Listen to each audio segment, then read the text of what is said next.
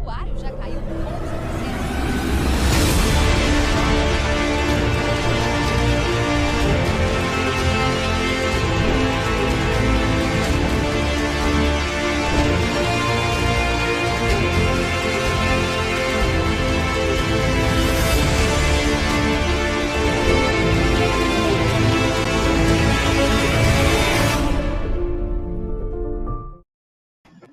Olá, boa noite, todos bem-vindos à TV Jornal da Cidade Online. Eu sou a Camila Ábido e esse é o Jornal da Noite. E nós temos o prazer de receber o deputado estadual Gil Diniz e Renato Gomes, mestre em Direito Público. Deputado, muito obrigada por aceitar falar com a gente. Obrigado, Camila, mais uma vez pelo convite. Boa noite, Renato. Obrigado também. Estou à disposição aqui para falar um pouquinho da política aqui no estado de São Paulo, né, que repercute muito por todo o Brasil. Uma boa noite a todos aí que nos assistem. Renato, muito obrigada, Renato. Eu que agradeço o convite, a confiança e boa noite, Gil. Prazer conhecê-lo aqui pessoalmente. Obrigado. Gil, você foi o autor de um projeto de lei declarando a atividade religiosa essencial aqui no estado de São Paulo.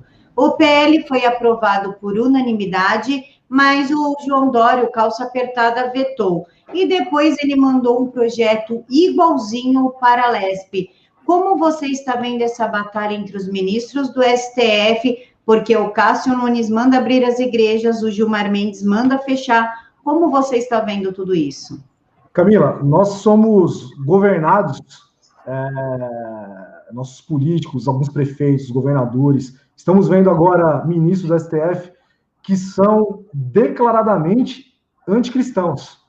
São ateus militantes que não suportam a ideia de ver a nossa população, que é majoritariamente cristã, cultuando o seu Deus, o nosso Deus, o Deus que eu professo.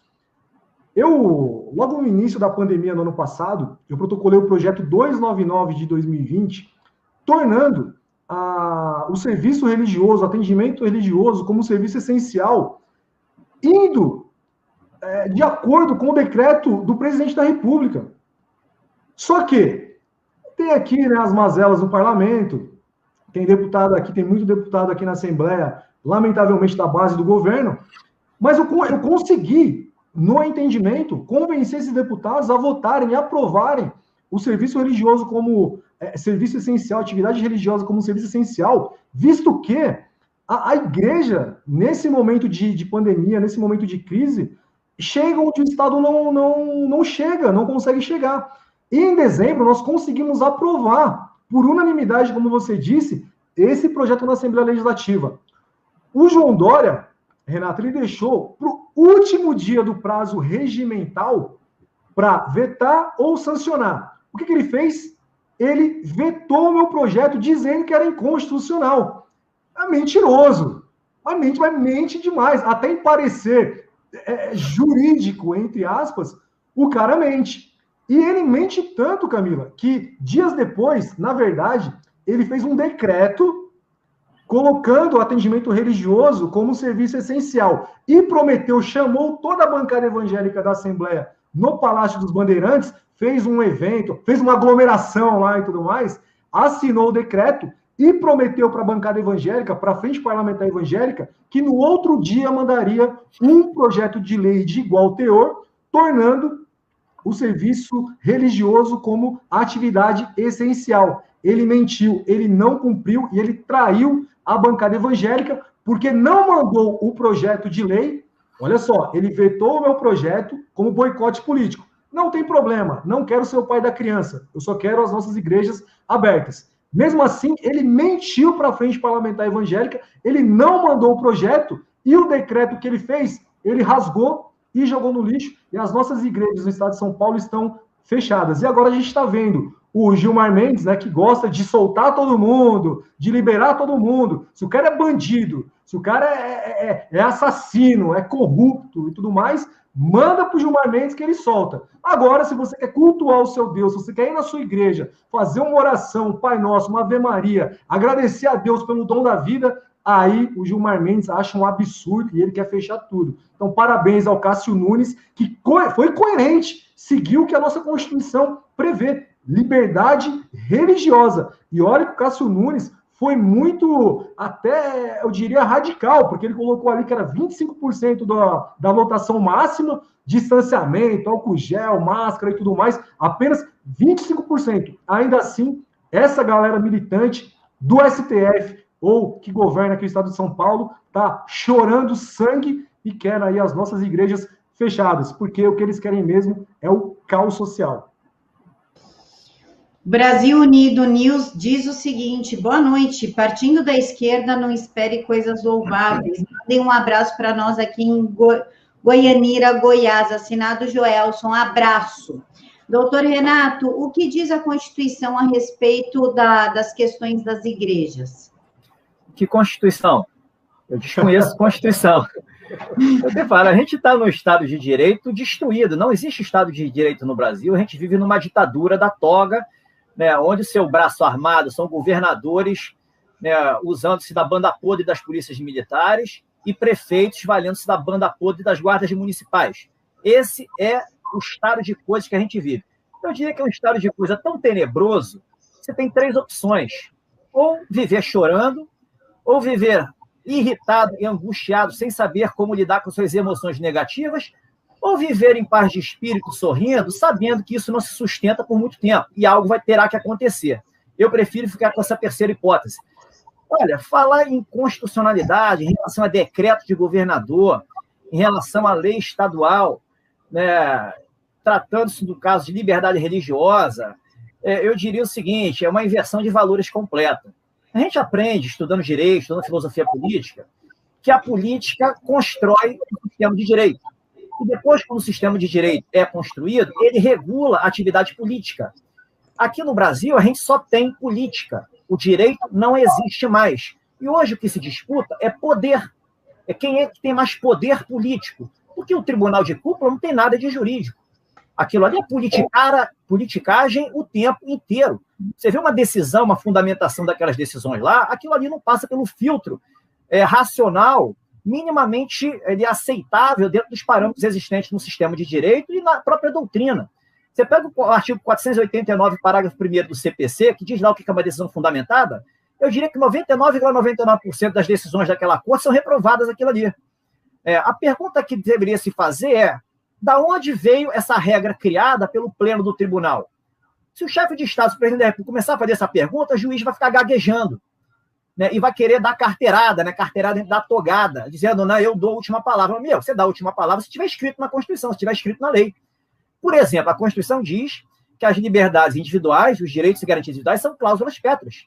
Sequer por emenda constitucional se pode tender a suprimi-las. O que está se fazendo hoje? Decreto de prefeito dizendo que igrejas devem ficar fechadas.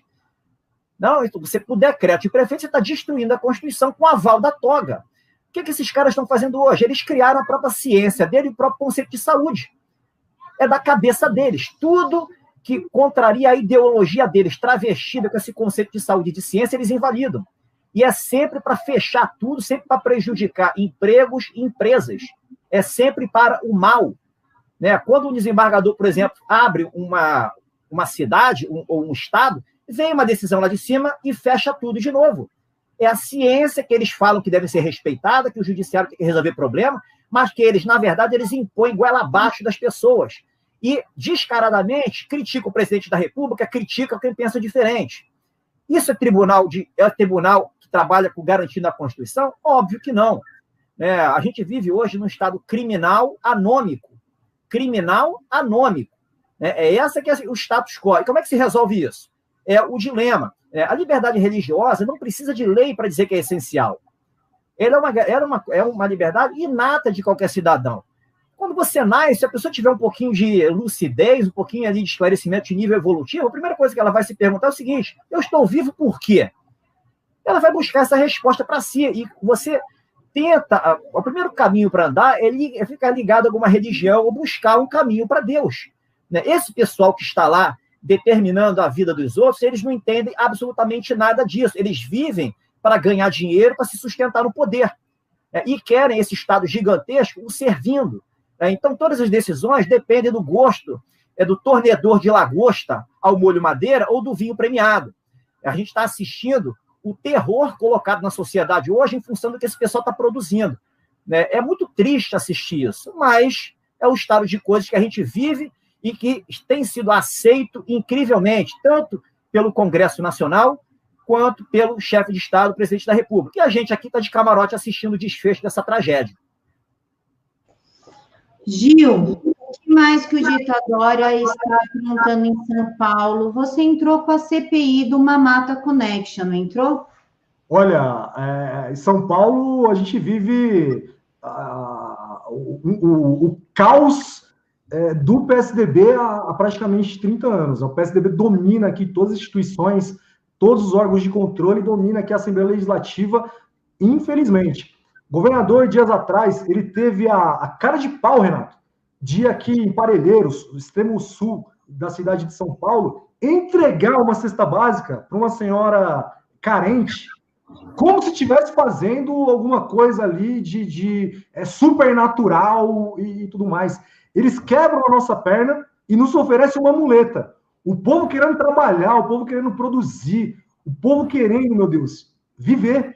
E essa galera quer inviabilizar tudo, absolutamente tudo. Você foi muito assertivo, Renato. Nós não precisamos realmente de regulação para professar a nossa fé, para professar, para adorar o nosso Deus. Isso é inato do ser humano, isso nasceu com o ser humano. O Estado, no máximo, tem que reconhecer essa liberdade religiosa, essa busca por Deus, essa busca pela felicidade. Mas aqui é o contrário. Eles querem humilhar quem professa alguma religião. E aí, qualquer religião, meu Deus do céu, principalmente os cristãos. O Dória não está fazendo caridade coisa nenhuma, não. Ele está pegando dinheiro aqui do pagador de imposto, está pegando aqui o que sobrou aqui do erário público, está levando cesta básica que está saindo como herói, Camila. É simplesmente absurdo. A gente levantou agora, né? Olha só, a importância do cidadão ali ativo, cobrando, fiscalizando, que levantou esse contrato ultrajante do Mamata Connection, né? Diogo Mainardi, aquela galerinha ali que adora criticar o presidente da República. O presidente respira, a galera tá lá criticando. Mas é uma galera que fica abanando o rabinho pro governador João Dória. E estão na folha de pagamento. Levantaram um contrato de mais de 8 milhões de reais por 5 anos.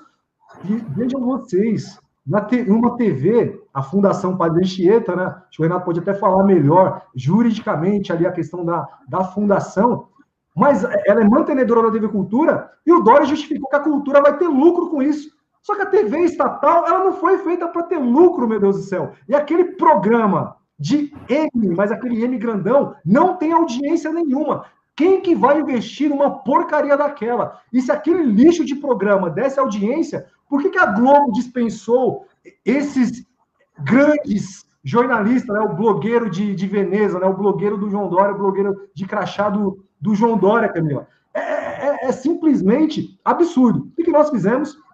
Nós já protocolamos, né, o requerimento de CPI, nós precisamos de 32 assinaturas. Nós hoje, nesse momento, nós temos 11 ou 12 assinaturas. Acho que um deputado assinou agora há pouco aqui. Então, até peço para você que está nos assistindo, entra aqui, eu vou deixar no meu Twitter os deputados que já assinaram, entra, né? Infelizmente a Janaína ainda não assinou, acredito que ela venha a assinar. Mamãe falei, meu Deus do céu, deve estar dormindo, né? Até agora não apareceu, nem aqui na Assembleia, nem absolutamente nada. Deve estar fazendo um vídeo para o YouTube. Mas tem outros deputados também que a gente pode cobrar que vão assinar conosco aqui. E depois das 32 assinaturas, vai ter uma longa luta aqui, Renato, para conseguir efetivar essa CPI. Lembrando, Fundação Padre Anchieta, que contratou também a senhora Vera Magalhães. Um contrato também totalmente questionável, mais de 800 mil reais para a dona Vera fazer ali o Roda Viva, né, para levar só opositores do presidente e atacar o governo federal enquanto defendem o governador do estado de São Paulo. Então, elementos para a CPI nós temos, e digo mais, nós temos elementos aqui para fazer algumas denúncias do Ministério Público, Camila, mas infelizmente o Ministério Público desapareceu aqui em São Paulo. Sumiu. além da denúncia no Ministério Público, além da CPI, nós vamos protocolar mais um pedido de impeachment do governador João Dória, que está usando essa fundação, que está usando o recurso, né, o dinheiro público aí para propaganda e marketing, para atacar adversário político. Então, vem mais um pedido de CPI, vem mais uma representação no Ministério Público, que infelizmente aqui em São Paulo sumiu, só está colocando, né, processo aí, por exemplo, em prefeitos como o Everton Sodário, que teve que pagar uma baita de uma indenização porque ousou discordar do governador e mandou abrir a cidade, e vem agora a CPI da TV Cultura, porque a gente vai revirar todos esses contratos que estão, no mínimo, com vários indícios aí de superfaturamento, lavagem de dinheiro e pagamento aí para os blogueiros de crachá do governador João Dória. Doutor Renato, eu gostaria da opinião do senhor também a respeito do presidente ali, do dono da empresa de marketing que fechou esse contrato em nome do Manhattan Connection, ter aberto o CNPJ um dia antes de fechar um contrato milionário. Quanto isso é possível? Abrir hoje uma empresa e amanhã já fechar um contrato de 8 milhões de reais numa empresa estatal? Olha, especulando, isso aí, obviamente, eram cartas marcadas, né? Obviamente. Não tem como falar que o cara, um gênio da lâmpada, ele fez um pedido, aí apareceu um contrato milionário. A questão toda é o seguinte, né? Esse primeiro, obviamente, isso aí, na minha ótica, isso aí faz parte da guerra de quinta geração que a gente vive. Se usa de todos os meios, são os meios invisíveis, travestidos de legalidade e de juridicidade, para derrubar aquele inimigo que eles escolheram, que é o Bolsonaro e o governo. Isso aí ninguém tem que ter dúvida em relação a isso. Isso não é teoria da conspiração, a gente está enxergando isso no dia a dia, pelas atitudes desses agentes públicos infiltrados no Estado. O Ministério Público aí é um exemplo, não funciona para essas coisas, mas para coagir prefeitos que fazem um bom trabalho, funciona. Eu não chamo isso de Ministério Público. O Ministério Público a gente tem que respeitar como instituição, e há excelentes procuradores, excelentes promotores de justiça que se sentem envergonhados com o que essa trupe faz. Essa trupe não passa de meliantes, militantes de extrema esquerda travestidos de promotores de justiça. Fazem um péssimo exemplo, fazem um péssimo serviço para a população e agem à margem da lei. Eles agem na criminalidade em cima de ações temerárias. Mas eles rezam da mesma cartilha da cúpula da justiça que patrocina toda essa baderna que a gente vive hoje. Então, assim, não dá para contar com as instituições de justiça. Hoje o Brasil, eu diria que ele sobrevive pela força do presidente da República, que comanda, assim, as Forças Armadas e a Polícia Federal, e tem toda a população a seu dispor, e de parlamentares briosos, como aí o Gil, como outros, que fazem um trabalho ali de luta diária e encontram diversas dificuldades. Infelizmente, é difícil ir para frente porque todo o sistema está contra vocês. A questão do governador é o seguinte, dentro da legalidade, esse uso da verba pública está dentro do poder discricionário dele, ou ele manipulou, deu um jeitinho na lei para se transformar em exercício do poder discricionário. É isso que tem que averiguar. Eu tenho que avaliar as coisas, eu não tenho como falar se ele agiu à margem da lei ou não. Mas, por exemplo, se você comparar os gastos dentro de publicidade do presidente da República, como, por exemplo, o Supremo deu uma canetada e impediu que aquela propaganda de 2019 a favor da segurança pública, uma canetada foi proibida, dizendo que aquilo era uma má informação. Por que isso pode? O TCU volta e meia intima o governo federal em cima entrando no mérito do gasto de publicidade. Por que isso pode? Na verdade, não pode. Só se aceita, é diferente. Se aceita porque se vendeu uma ideia de que senão geraria crise institucional. Meus amigos, já houve golpe de Estado. É isso que as pessoas têm que acordar. O golpe de Estado está escancarado pela manipulação da Constituição e das leis. Quando você manipula princípios, quando você distorce o significado das palavras, inventando novos significados, quando você usurpa a competência descaradamente, se valendo de uma doutrina capenga, que essa que o tribunal tem a última palavra sempre, isso é uma mentira, tem a última palavra sempre, desde que ande na margem da lei, desde que respeite a lei, respeite a Constituição. Quando anda à margem da lei, anda contra a legalidade, deve ser ignorado essas decisões e deve-se ir em cadeia nacional e isso expor a população o que está acontecendo. Essa ideia de que se descumprir decisão judicial é um absurdo, você não funciona. Esse aí se vendeu, foi uma lavagem cerebral que se fez nas faculdades, com base nessa doutrina capenga, mentirosa, que só esconde os detalhes. Ninguém pode alegar que desconhece a lei para se justificar de uma besteira que faça. Está lá escrito, no artigo 3º de lei de introdução. Isso não vale para juízes? É óbvio que vale. Né? Ninguém pode alegar que não sabia que era crime para se isentar de uma pena. Está lá no artigo 21 do Código Penal. Isso não vale para juízes? Óbvio que vale. Né? Ninguém tem o dever de cumprir decisões ilícitas. Né?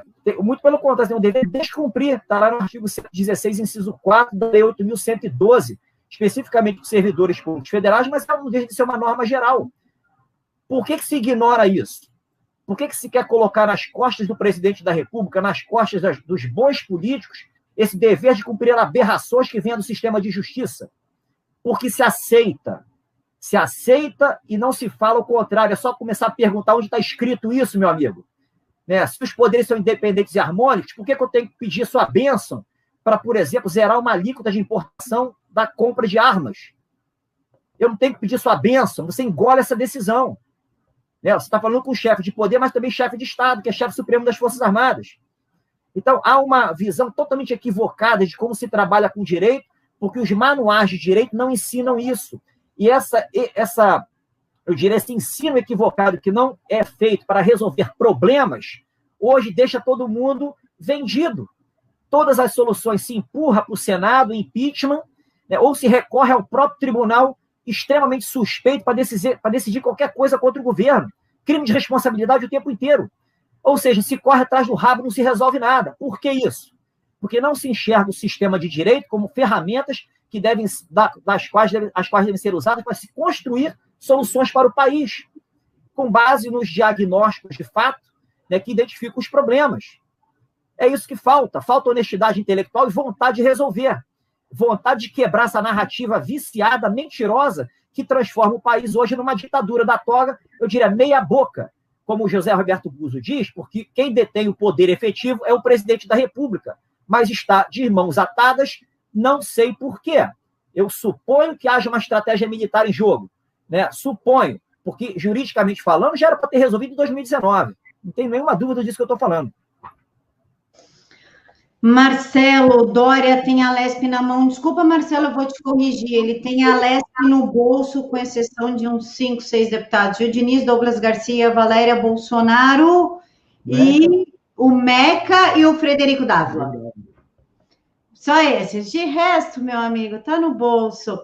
Gil e Renato, nós vamos colocar em tela um vídeo revelador que mostra como os petistas estão agindo em cidades onde a miséria aumenta por conta do Fica em Casa. Militantes do partido estariam oferecendo cestas básicas somente para quem se declarasse contra o presidente Bolsonaro, inclusive com máscara escrito Fora Bolsonaro. Vamos ver esse vídeo, se a produção puder colocar. Obrigada. Vocês só estão dando cesta para quem é fora Bolsonaro, faz dedo para mim, quebra o seu dedo. Tá? Meu dedo tá aqui. Tá? Então vocês estão dando. Pode chamar a polícia. Pode chamar, vocês só estão dando cesta para quem é contra Bolsonaro. Vocês têm que aprender democracia, democracia. Aqui em Itaboraí não. PT não vai se crescer aqui em Itaboraí, não. Aqui ninguém vai crescer, não. Não fala mal do presidente, não. Eu não sou candidato. Aqui é todo.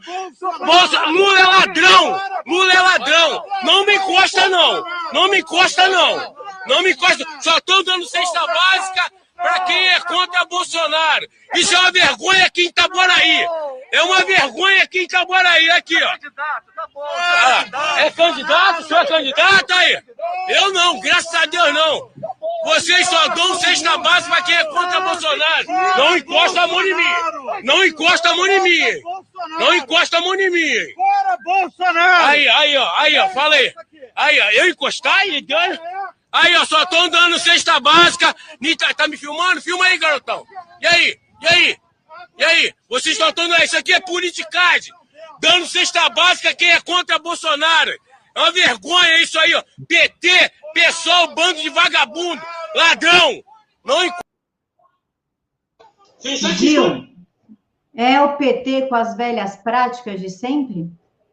Olha, é triste de ver, né? Esse vídeo aí eu já vi algumas vezes na rede social, mas chega aqui no gabinete diariamente denúncias como essa. Eu já pude verificar isso aqui na periferia de São Paulo, aqui no extremo leste. Alguns grupos organizados, eles conseguem, Renato, o acesso a essas cestas básicas, geralmente é do Fundo de Solidariedade, do próprio município, então do estado de São Paulo. Políticos se aproveitam da fome do povo e vão lá justamente ali cadastrar essas famílias, fazem vídeos ali gritando fora Bolsonaro, como se a população... Olha aqui assim, não tem fundo do poço para essa galera. Porque, mas nem tentando fazer caridade, né, para quem está precisando ali e tudo mais, os caras esquecem de fazer essa militância política. E é demoníaco isso, porque você faz essa entrega de alimento, obrigando ali aquele cidadão que está ali passando fome, graças a atitudes bizarras como essas que vêm sendo tomadas aqui na cidade de São Paulo pelo senhor Bruno Covas e no estado de São Paulo pelo senhor João Dória, fazem ainda o povo ali se humilhar, gritando um fora Bolsonaro, isso, aquilo. É simplesmente lamentável, absurdo. Eu participo bastante aqui na igreja, né, na comunidade próximo de casa. A gente tenta fazer esse serviço social. E eu acho bizarro quando você vai entregar uma cesta básica ali e tem que tirar uma foto, tem que se promover, tem que fazer caridade ali, mostrando que você está fazendo. Para mim é simplesmente absurdo. E a gente precisa se debruçar mais, Camila, sobre isso. Já tem várias denúncias aqui em São Paulo também, de vereadores utilizando essas cestas básicas, de deputados utilizando essas cestas. Geralmente o deputado e o vereador é ligado à base governista, né? Porque, por exemplo, se eu solicitar aqui para o gabinete ali da Bia Dória, né, que ela comanda ali o Fundo de Solidariedade de São Paulo, ela vai me dar uma banana, né? Ela só manda para os amiguinhos dela.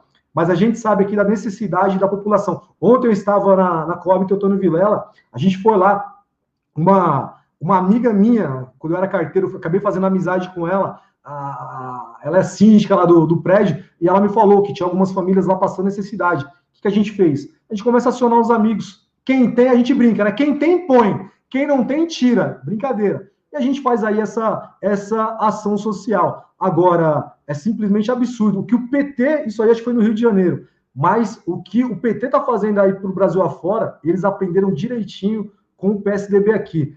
O que chega para nós aqui, a gente encaminha de denúncia, a gente sempre encaminha para o Ministério Público, a gente manda para os órgãos de controle, mas o Renato sabe bem, né? Existe realmente, Renato, promotores que são nota 10, realmente ali cumprem o seu papel. Mas olha, a cúpula ali, a estrutura, né? Essa macroestrutura, é triste de ver o que se transformou esses órgãos de controle. Mas da nossa parte, a gente tenta fazer o que a legislação, apesar que eles, né, não respeitam, a gente tenta ainda respeitar. A gente sabe que a gente está numa guerra que, enquanto a gente está tentando lutar dentro da regra, eles não estão nem aí, eles rasgam tudo, passam por cima, nos ameaçam de morte, inclusive, mas a gente segue aí tomando todas as medidas possíveis e, principalmente, né, confiando em Deus e tentando ajudar esse povo tão sofrido. Mas é triste de ver, dói no coração, ver essa galera aí fazendo caridade com o chapéu alheio. Gil, antes de eu passar a palavra para o doutor Renato, a Juliana está perguntando no chat se você pretende entrar com as ações populares contra decretos de lockdown, como fez o Bruno Engler em Minas Gerais. Já entrei com 1 ou 2 ações aqui contra o lockdown, não, desembargador cantou e andou para mim. Já entrei, Camila, todos os decretos do João Dória aqui, que prevê mais restrições, fase vermelha, fase preta, roxa, lilás, nós entramos com um projeto de decreto legislativo para assustar, porém, sempre o presidente da Assembleia senta em cima do projeto de decreto legislativo que poderia, a Assembleia, que fique claro para vocês aqui, a Assembleia Legislativa, os 94 deputados aqui, poderiam mudar o rumo, a trajetória no estado de São Paulo, poderiam derrubar esses decretos absurdos do João Dória. Porém, muito deputado aqui é rendido, para não falar vendido, ao governador e se omitem nesse momento. 2022 tá aí. Cobre aí o seu deputado. Cobra agora, mas cobra no que vem principalmente. E vamos lembrar, principalmente, de deputados que se dizem católicos, de deputados que se dizem evangélicos, que têm aí o seu voto majoritário dentro das igrejas. Vamos lembrar dos posicionamentos desses deputados aqui, porque é muito fácil chegar na igreja e pedir o voto, mas chegar aqui para o João Dória e ajoelhar para ele e beijar os pés deles, traindo essa população. Então, nossa parte a gente está tentando fazer. A gente judicializa. Infelizmente, aqui também o Tribunal de Justiça, olha, tem algumas decisões aí de desembargadores que dói no coração, a gente chora quando lê, a gente entra com ações, com denúncias do Ministério Público e a gente entra com os projetos de decreto legislativos na Assembleia. Infelizmente, nós ainda somos a minoria aqui no Estado de São Paulo. Doutor Renato, o ministro Marco Aurélio disse que o ministro Cássio Nunes está assanhado depois que o Cássio afirmou ser hipocrisia não abrir os templos e igrejas, enquanto outros estabelecimentos estão funcionando. Autorizar missas e cultos é um assanhamento? Ele, inclusive, fez uma piadinha falando que o Cássio Nunes deveria ser religioso demais. Soltar o líder do PCC e mais de 30 mil presos é o quê? É assanhamento ou é o correto? Olha, sem dúvida é mais assanhamento, ainda mais que sendo um processo inaugurado por um ex-assessor. Mais assanhamento do que esse é uma coisa ali, não dá para comentar. Mas aquilo ali é uma briga de egos. Uma briga de egos, é Narciso contra o que ele chamou de novato. Mas o Cássio, eu acho que está se saindo bem, tirando uma decisão, ele está fazendo o que é certo. A decisão que ele tomou era uma decisão de 2 linhas. Você não precisa fundamentar o que ele fez por mais de 2 linhas. Mas o tribunal quer impor a ciência deles. E a ciência deles é o fecha tudo. É o fecha tudo. A ciência dele é tudo que for contrário ao Bolsonaro e ao governo. Eles não têm a coragem de confessar isso. Falta brios. Falta honestidade intelectual, falta valores, eles não têm coragem de confessar isso, mas não precisa confessar, Está no ar, é subliminar a coisa. Então, assim, qual vai ser o desfecho dessa história? Que é o mais interessante, eles vão derrubar a liminar do Cássio, eu não tenho a menor dúvida, eles iam apostar isso, Por quê? Porque se eles não derrubarem a liminar do Cássio, primeiro que eles perdem poder, Porque o pleno decidindo que a liberdade religiosa não poderá mais ser restringida por decretos de governadores e prefeitos. Então, o Supremo perde poder de suprimir mais uma liberdade. Hoje eles podem suprimir o que eles quiserem, mas a liberdade religiosa estaria fora do pacote, e eles suprimem poder de pressão de governadores e prefeitos que hoje tocam terror com base na ditadura espalhada pelo país. Então, eles não vão fazer isso, porque dali, para você começar a questionar o toque de recolher outras coisas, eles mesmos vão se fragilizando, eles não vão fazer isso. Então, é muito mais a questão de política, quem é que tem mais força, quem é que manda mais, do que de direito. O direito aí não existe. O direito está lá na Constituição, direitos garantidos individuais são cláusulas pétreas, sequer emenda constitucional pode tender a aboli-las para restringir, mal e porcamente, no estado de sítio. Uma restrição mais forte se for estado de sítio por meio de declaração com fundamento em declaração de guerra.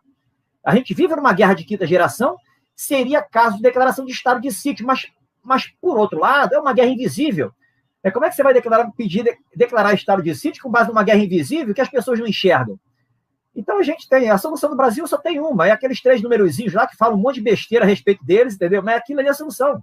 Resolve absolutamente tudo. Quem fala que não resolve, com todo respeito, não sabe o que está dizendo. Gil, quer comentar? Abre teu microfone, Gil. Pronto. Abre. O STF se tornou um partido político. Partido político de 11 ministros, a sua assessoria, que não fazem justiça, fazem política. E foi o que o Renato disse. Se eles abrirem mão de reconhecer a nossa liberdade religiosa nesse momento, eles tendem a se enfraquecer e nós vamos começar, como estamos fazendo, a questionar todas as outras restrições. Mas eu vou ainda além, Renato. Esse pessoal é anticristão, são militantes, são inimigos do Deus Altíssimo, do Eterno. Eles querem subjugar o nosso povo, eles encontraram na pandemia essa oportunidade de acabar com várias das nossas liberdades. Mas essa liberdade de cultuar o nosso Deus, isso é muito forte para o mais simples, para o mais pobre, para o mais humilde, para aquelas pessoas que estão nas periferias, no extremo lá do Nordeste, na cidade que eu nasci, em Serra Talhada, Pernambuco. Você poder ir na igreja, cultuar o seu Deus, o católico poder comungar, o evangélico poder lá tomar a Santa Ceia naquele domingo. Na Páscoa, você poder celebrar a ressurreição de Cristo, você anunciar para o mundo que você acredita na ressurreição de Jesus Cristo. Isso é muito, para eles, isso é muito absurdo, isso é coisa de carola, isso é coisa de... isso não é dos iluministas, né, como o Barroso gosta de falar. Isso aí é coisa de homem da Idade Média, desses brutos, desses bárbaros, que não foram ainda catequizados, né, por esses homens da ciência.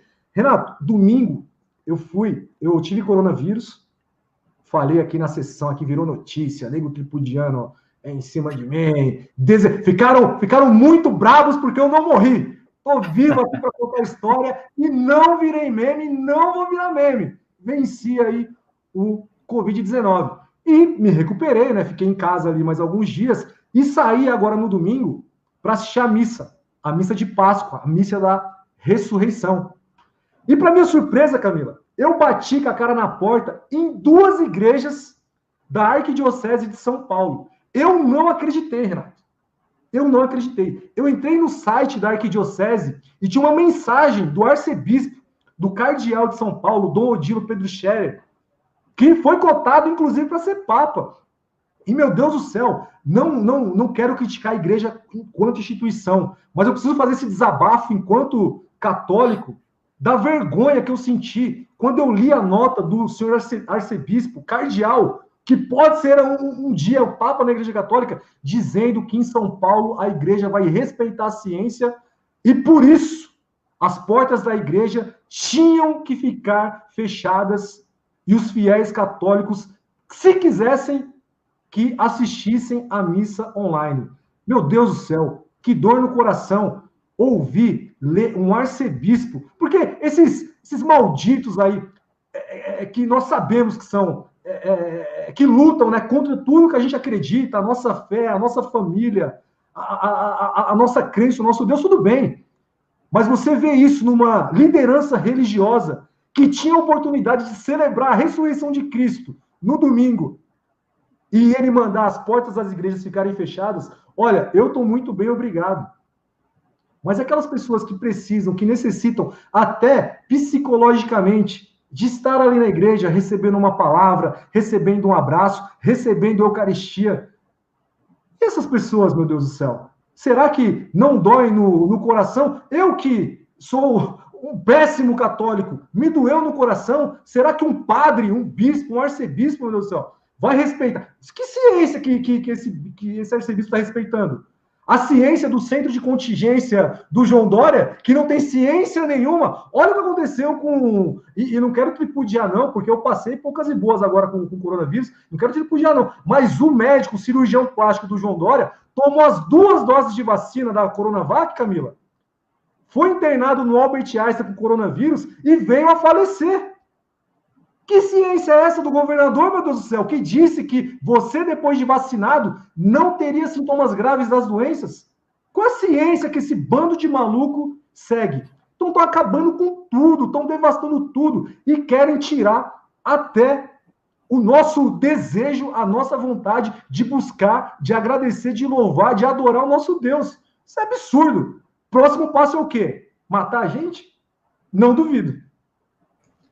Gil, você falou que tomar vacina não vai ter sintoma grave. Não tem mesmo. O cara toma vacina e morre, não dá nem tempo de ter o sintoma. E não é o primeiro, eu já vi vários casos, Camila. A gente vai estudar isso também. Não, tem um monte. Se quiser, te passo um monte de casos aqui em São Paulo. Inclusive, Gil, se lockdown funcionasse, os casos em São Paulo não teriam aumentado. Você concorda? Exatamente. O negócio está bem complicado. Renato, segundo a pesquisa do Estadão, ele coloca Lula na presidência. A mesma pesquisa, o ano passado, colocou Haddad também lá na presidência, a gente está esperando até hoje. Lembrando que a PGR pediu que os bens do ex-presidiário continuassem bloqueados. Como você vê isso, Renato? Um ex-presidiário, de acordo com a pesquisa Estadão, que é uma pesquisa comprada, em primeiro lugar. A gente não vive um teatro, é uma tragicómédia, isso aí faz parte da comédia. Tudo está sendo construído para 2022, Bolsonaro sair. E eu tenho falado, vou repetir de novo, o sistema como está hoje, não importa que Bolsonaro seja o único político aclamado em todos os lugares do país, aonde vá. Não importa que ele seja recebido por milhões, e que o ex-presidente, não consiga sair sozinho na rua para garantir sua integridade física. Importa que o que o Stalin já dizia, vale quem conta os votos.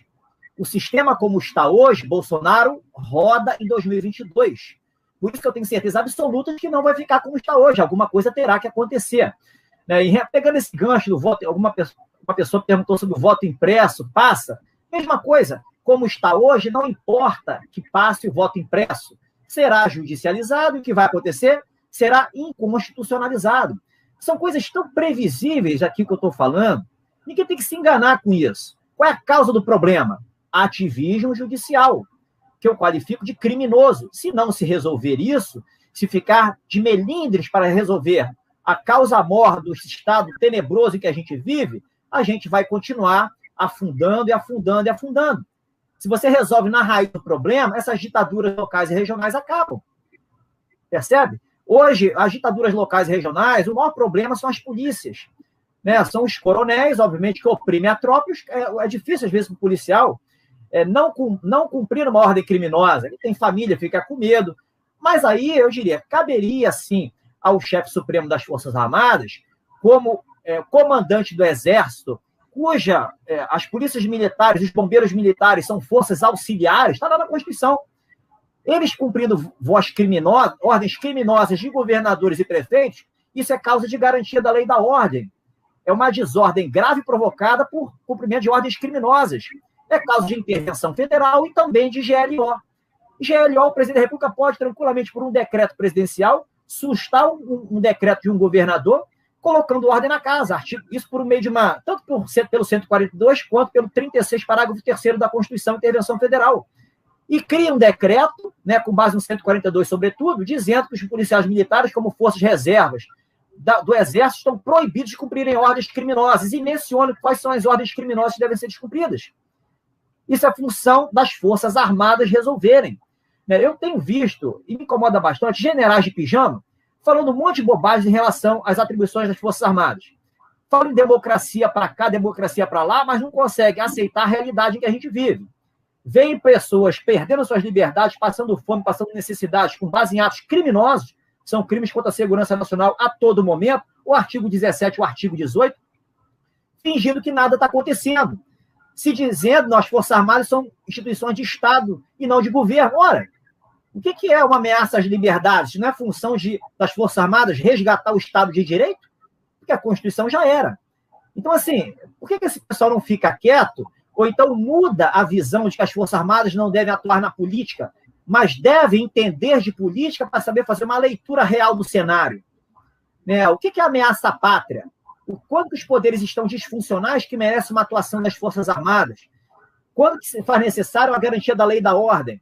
Generais falando que o presidente do Congresso, do Supremo e o presidente da República, os três podem pleitear as Forças Armadas. E quem é que vai decidir? Ora, o cara não sabe o que está falando. A prerrogativa ali é do chefe de Estado. Tá? Além de estar no 142, está no artigo 15 da Lei Complementar 97 e 99.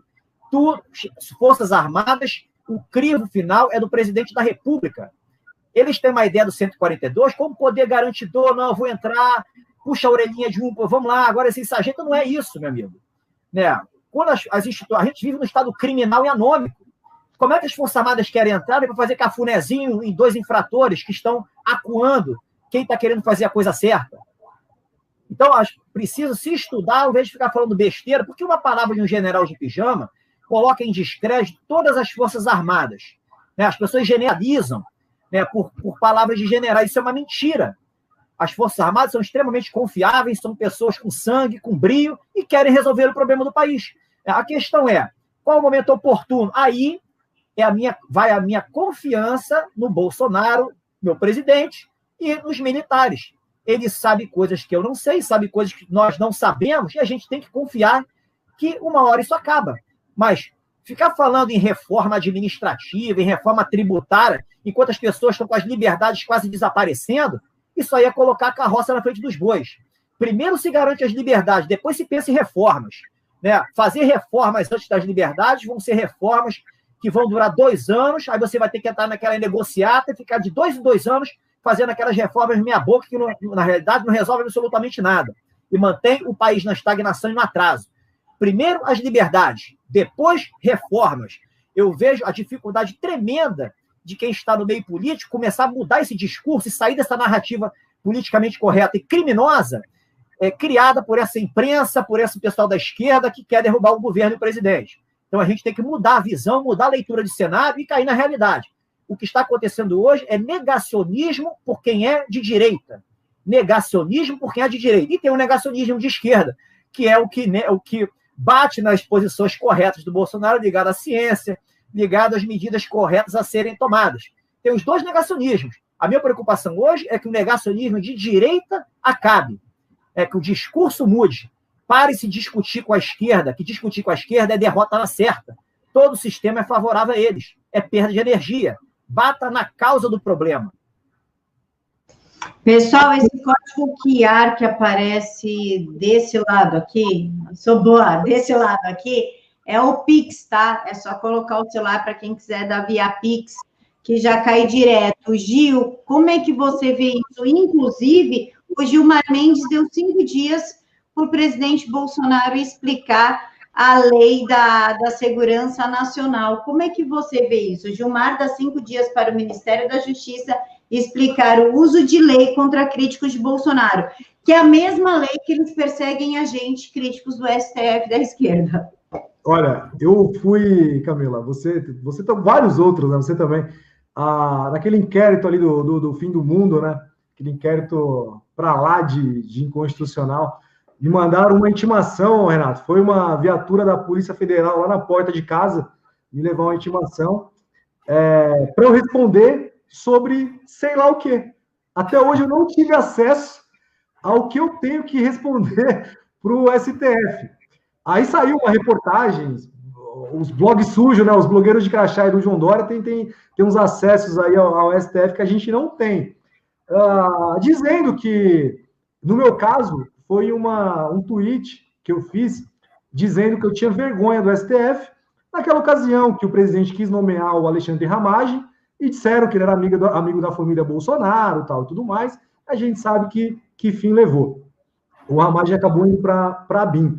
E eu dei um tweet dizendo que o STF rasgou mais uma vez a Constituição e que eu e o povo brasileiro tinha vergonha do STF. E eu reafirmo aqui para vocês, eu tenho vergonha dessa corte que nós temos.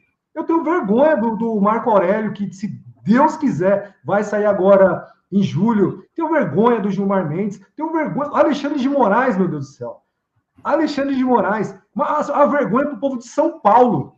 Mas é vergonhoso todo o trabalho que ele fez aqui em São Paulo como secretário. É vergonhoso. Eu fiz um requerimento de informação para saber quantos policiais militares trabalham na segurança dele, porque ele tem a segurança do STF, a segurança lá do judiciário. Só que ele não usa, ele utiliza os policiais militares aqui em São Paulo. Sobre o risco, Renato, de ter uma busca e apreensão, ter um pedido de prisão. Aí olha o que aconteceu com o Daniel Silveira, né, que foi lá, falou, mandaram prender e acabou. Então, para mim, é muito temeroso, né? Eu espero que o presidente faça que nem ele fez lá com a questão do celular dele, quando ameaçaram apreender o celular dele, ele falou, vem buscar, quero ver eu entregar. Vamos ver se eu vou entregar. Porque não é possível. Essa galera aí está usando essa lei de segurança nacional. Usaram e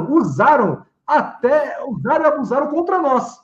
Nós vamos lá, fazemos aqui a nossa crítica. E olha que perigoso, né? Olha que perigoso. E eu fico triste, Renato, porque eu, como parlamentar, me sinto sempre ameaçado de ser preso mesmo, de perder a minha liberdade para numa cela por conta desses desses iluministas, né, que gostam aí de interpretar o que restou da Constituição ao seu sabor. Mas eu fico imaginando realmente um cidadão comum, meu Deus do céu. Uma tia do Zap, um cidadão normal que quer dar uma tuitada, que quer fazer ali a sua crítica, que vive amedrontada, que se sente ameaçado a todo momento. É justamente esse terrorismo psicológico que querem fazer conosco, justamente quando um ministro como esse vai lá e questiona o presidente da República dessa maneira. Ora, nós questionamos o entendimento do STF para liberar o Lula, deixar ele ser candidato ano que vem. Nós questionamos uma decisão como a do Marco Aurélio Melo, que soltou o André do Rap, e o André do Rap, ó, sumiu.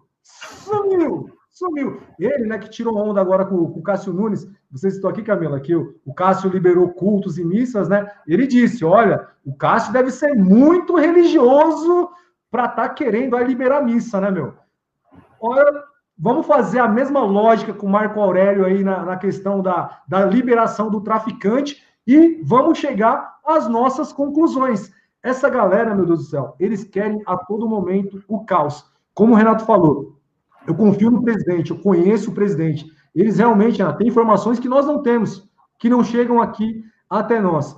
E aí eu vou ter que falar para vocês, o presidente, até quando eu acho que ele tomou uma decisão que eu não tomaria, uma decisão que é uma decisão errada, no meu entender, chega 2 meses depois, 3 meses depois, eu ponho a viola no saco e falo, ainda bem que não sou eu o presidente, que é o Bolsonaro que toma essas decisões, porque graças a Deus ele é um abençoado, ele é ungido, e é o cara certo, na hora certa, para estar à frente do nosso país. Se fosse depender da pesquisa aí da XP, da PESP, sei lá o quê, era o Haddad o presidente. Os caras até hoje não aceitaram.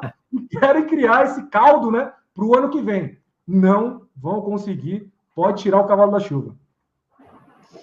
Antônio, deputado, faça a sua parte. Cadê o fim da PEC da Bengala? Então, é que o deputado ele é estadual, ele não é federal. A PEC da Bengala, o PEC do fim da Bengala está lá na Câmara dos Deputados com a Bia Kicis, que já colocou para andar. Para quem é de São Paulo, eu vou dar um conselho. Vão até o aeroporto de Congonhas e conversem com os taxistas e ouçam quem é Alexandre de Moraes, e aí vocês vão entender do que a gente está falando.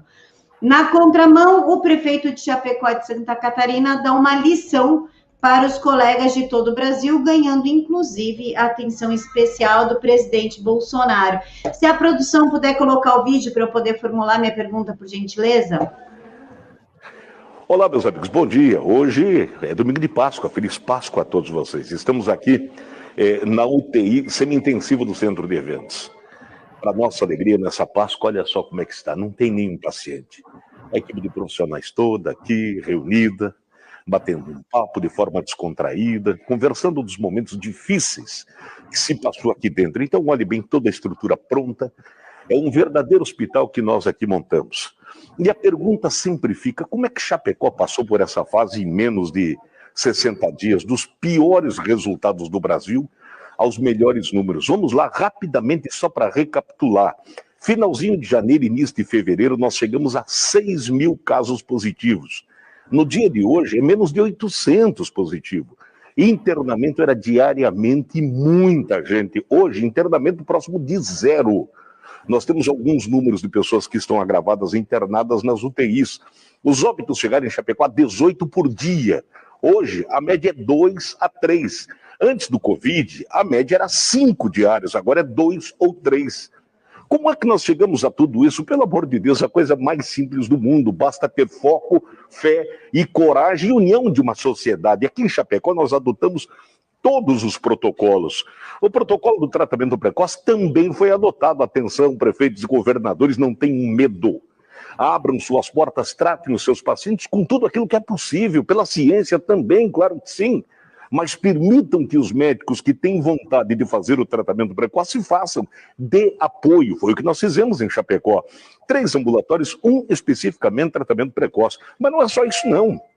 Nós abrimos todas as unidades de saúde, mais do que isso, fizemos a testagem rápida. Então, o conjunto da obra é começo, meio e fim.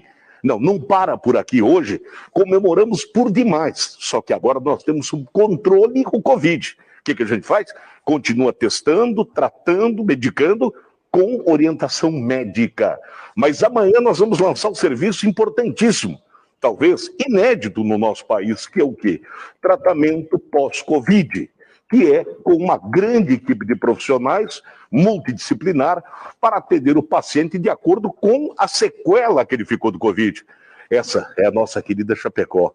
Com a união de todos, estamos vencendo definitivamente. Sabe por quê? A gente fez uma opção. Não fala política não, tá? Não fica debatendo se o tratamento precoce é bom ou ruim.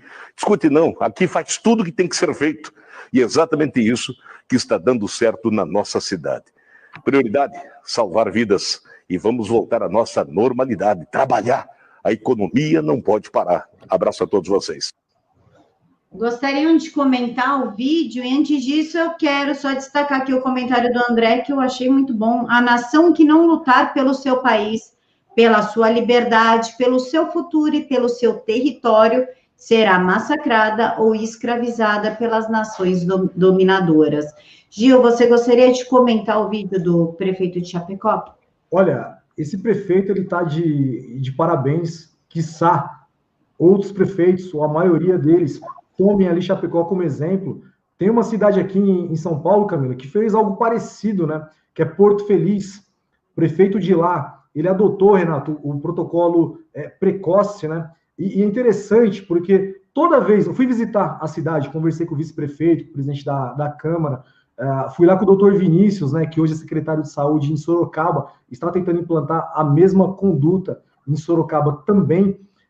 Todas as vezes que alguém tinha sintomas de Covid-19, já tinha ali o protocolo precoce, e os assistentes ali de saúde da família, e até o bairro, a rua onde essa pessoa morava, e levantava, Renato, quem que essa pessoa teve contato ali nos últimos dias, para ver se essas pessoas também tiveram algum sintoma de Covid-19. Atrelado a isso, alguns exames, o teste rápido, a tomografia, Camila, para saber se o pulmão da pessoa já estava comprometido ou não, até porque vários desses testes rápidos também ou dão um falso positivo, dão um falso negativo, e conseguiram manter os óbitos ali bem próximos a zero. É óbvio que vai ter pessoas que vai pegar o Covid-19 e vai ter ali algum agravamento. Essa doença aí, até hoje, é um tanto quanto desconhecida. A gente está tentando, de várias maneiras, né, combater essa doença, meu Deus do céu. Eu mesmo tomei o protocolo precoce, só que eu errei na azitromicina. Ao invés de continuar tomando ali a azitromicina até o final, Renato, eu já estava bem, deu uma melhorada, parei de tomar. Uma semana depois, febre. Fui para o hospital, fui internado. Qual foi o primeiro remédio que o doutor me deu? Azitromicina, meu Deus. Azitromicina. E deu ali outras drogas também, que ele me deixou claro. Ele estava testando, não tinha garantia nenhuma que o meu quadro ia melhorar. Por que esse bando de prefeito, governador maluco, está negando à nossa população o tratamento precoce? Olha São Paulo, olha a loucura, Renato. O Davi Wipp, ele era chefe do centro de contingência. Ele teve coronavírus e ele se autorreceitou cloroquina, hidroxicloroquina. O farmacêutico revoltado tirou a foto da receita dele e publicou. Ele está curado, ele está vivo. Por que negar para a população esse tratamento precoce, que é, Renato, muito barato? Mas é muito barato, um comprimido de ivermectina, que é remédio para piolho, remédio para verme, de cloroquina, remédio há 60 anos no mercado. O terrorismo psicológico que estão fazendo com a população, dizendo, olha, se você tomar cloroquina e azitromicina, vitamina D, mais ivermectina, você vai morrer. Ué, eu acho melhor tomar o protocolo precoce do que você ir no médico, ele te receitar dipirona e você voltar para casa. E, né, igual o Mandetta falava, olha, só vai para o médico quando você sentir falta de ar. Se eu tivesse ido para o hospital, quando eu senti falta de ar, eu não estava aqui para contar a história. Então, parabéns a esse prefeito e parabéns a todos os outros prefeitos que estão aí fazendo o seu papel, representando a sua população, o povo que o elegeu, e está aí tentando de todas as maneiras. Não é só o protocolo precoce, não. Isso é uma das ferramentas para combater o Covid-19, mas tem várias outras que precisam, sim, ser testadas. Porto Feliz está de parabéns, Chapecó está de parabéns, Mirandópolis, Bauru, os prefeitos estão de parabéns, e a gente vai incentivar aqui, e o meu gabinete está à disposição para ajudar todos esses prefeitos no estado de São Paulo que ousam aí desafiar o governador João Dória e toda a sua pateta, né, sua patota de maluco, de retardado, que quer acabar com a saúde física e mental da nossa população. Doutor Renato, gostaria de comentar rapidinho sobre o vídeo de Chapecó? Olha, a gente tem que fazer duas separações. Primeiro, tem os políticos bons, os políticos decentes, como o prefeito de Chapecó, como o prefeito de Porto Feliz, e tem aqueles outros que eu não vou qualificar ou desqualificar. A gente vive numa ditadura, você não pode, você tem que saber usar as palavras. Então, vocês sabem, tem outro grupo. O problema é, primeiro, que se trata tudo como se fosse igual. Tudo como se fosse igual, e quando você iguala os bons, a minoria de bons com a maioria de ruins, a minoria de bons desaparece no bolo. E quem que a toga avaliza? É a maioria de ruins. O discurso todo é da maioria de ruins. Esse pessoal que seria referência de sucesso não existe. Não existe. Ministério Público ignora, sempre a banda podre, tá? O Judiciário, os juízes de primeira instância ignoram, são ativistas políticos. A toga ignora, a toga de cúpula. Sempre falta na ciência, que não resolve absolutamente nada. É a ciência de conveniência ideológica, de conveniência política. Então, a primeira coisa é essa. Segundo, tudo que isso está acontecendo é muito interessante, porque as máscaras estão caindo. Eu tenho falado hoje, se eu te pedir, me dá o nome de 20 picaretas em 10 segundos, você vai me dar em 5 segundos. Todos estão sem máscara. Ninguém mais engana ninguém. Então, isso é ótimo, isso é maravilhoso, porque a hora a conta chega. Se a gente entender que a gente está no fundo do precipício, vai descer mais um pouquinho. Infelizmente, vai descer mais um pouquinho. Mas que quando você chega no fundo, as coisas rompem, a gente tem que ficar feliz, que quanto pior fica, mais rápida a mudança. Isso isso é a lei da vida, a lei universal. E, só para fechar, se a gente olhar o artigo 196 da Constituição, saúde é direito de todos e dever do Estado, de promover por meio de políticas públicas e sociais, de botar da prevenção, a cura, a ampliação do acesso, políticas públicas e sociais. O que significa isso?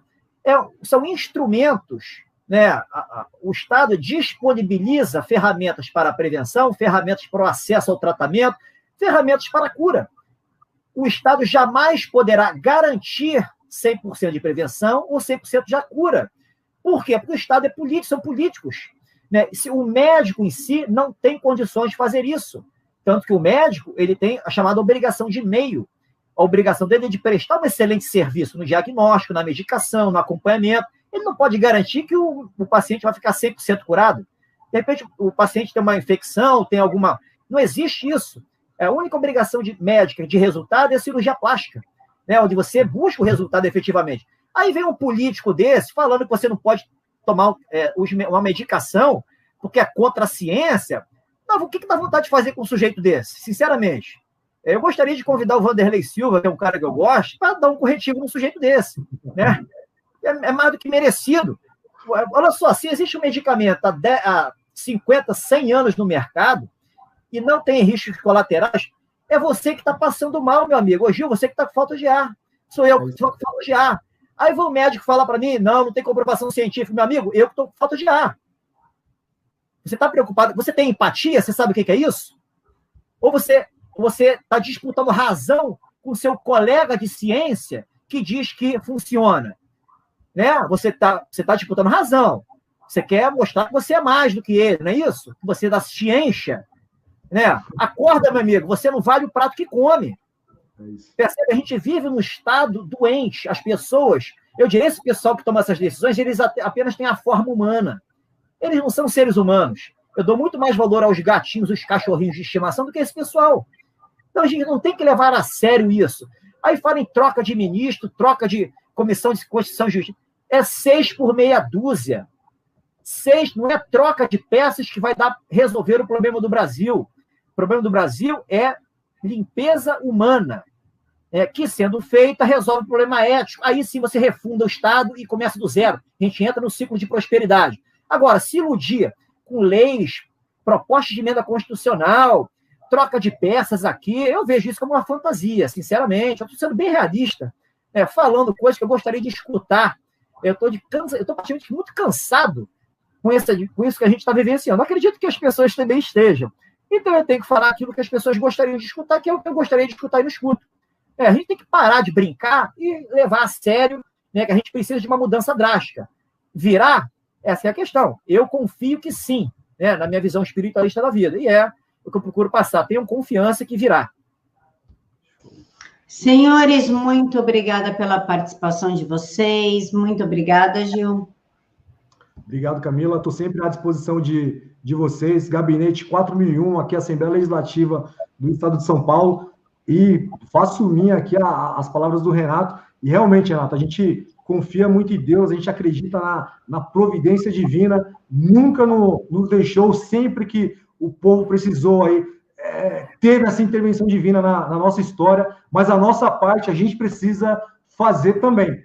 E como deputado, mas não só como deputado, como cidadão, como pai, tenho 2 meninos, um de 12, um de 10, como marido, como filho, vou fazendo a minha parte na minha família, na minha comunidade, e lógico, aqui hoje no meu trabalho, Deus me honrou, o povo de São Paulo me honrou com esse mandato aqui, e a minha parte eu quero fazer da melhor maneira possível, representando aí essas pessoas, principalmente as pessoas mais humildes, mais pobres aqui, não tem a quem recorrer, senão a providência divina. Então, eu deixo meu gabinete aqui de portas abertas para todo o povo de São Paulo. Manda e-mail, faz denúncia, entre em contato com a gente aqui, que a gente vai correr atrás, sempre dentro dessa nossa possibilidade. Renato, sendo muito sincero como você aqui, sem tentar vender ilusão, como aquele político padrão, sempre olhando no olho, falando a verdade, falando justamente essa verdade que sustenta aqui a pilar do nosso mandato. Então, me coloco aqui à disposição sempre, Camila, de estar com vocês, trazendo aqui algumas informações e estando à disposição desse povo, de valores, esse povo trabalhador, que é o povo paulista, o povo brasileiro como um todo, e lutando contra esses ditadores que querem acabar com a nossa vida, com a nossa família, acabar com a nossa sanidade mental. A gente está aqui para combater justamente isso. Muito obrigado, Camila e Renato. Doutor Renato, muito obrigada pela participação do senhor. Eu agradeço, Camila, o convite. Muito prazer, Gil. Você é um cara que eu gostei. Você tem empatia, você tem carisma. É um político que eu votaria se eu morasse em São Paulo, com certeza. Estaria dentro das opções. Obrigado. Eu gosto de falar, siga seu coração e sua consciência. Não se apega a jeitinhos. Você não controla as consequências dos seus atos. Tem sempre tem um imponderável na vida, o cisne negro do Nassim Taleb. Há um poder criador por trás de tudo. Quando o livre-arbítrio humano começa a atrapalhar a coerência cósmica, toda a perfeição do universo, acontece algo. E o tiro sai pela culatra. As pessoas têm que entender isso. Não adianta dar um jeitinho aqui, acreditando que vai ter um resultado. Não vai acontecer do seu jeito, amigo. Faça o certo, siga a tua consciência e teu coração, desapegue-se do resultado. Quando você entender isso, as coisas melhoram para você. Eu procuro fazer, por dever de consciência, meu compromisso é levar um esclarecimento, uma mensagem diferente para as pessoas, sobretudo as pessoas leigas, que carecem de informação e ficam muito, eu diria, se cria uma barreira muito grande com o tal dos especialistas falam e com as pessoas que não são especialistas escutam. Então eu vejo pessoas inteligentes, às vezes bons jornalistas, pessoas cultas, impressionados com palavra de especialista. Não, então não tem jeito. Ignore especialistas. O cara falou que é especialista, é jurista, meu amigo. Fuja disso. Analise o que ele está falando, analise a mensagem, a coerência da mensagem. Veja onde está escrito aquilo, se tem suporte no mundo dos fatos.